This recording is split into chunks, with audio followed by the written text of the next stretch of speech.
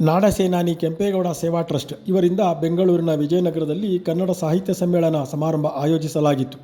ನಾಡಪ್ರಭು ಕೆಂಪೇಗೌಡರ ಪ್ರತಿಮೆಗೆ ಪೂಜಿಸುವ ಮೂಲಕ ಕಾರ್ಯಕ್ರಮ ಆರಂಭಿಸಿದರು. ವಿಜಯನಗರದ ವ್ಯಾಪ್ತಿಯಲ್ಲಿರುವ ಶಾಲಾ ಕಾಲೇಜು ವಿದ್ಯಾರ್ಥಿಗಳು ಭಾಗವಹಿಸಿದ್ದರು. ಕನ್ನಡ ಬಾವುಟ, ಕನ್ನಡಮ್ಮನ ತೇರು ಭಾವಚಿತ್ರಗಳು ರಾರಾಜಿಸುತ್ತಿದ್ದವು.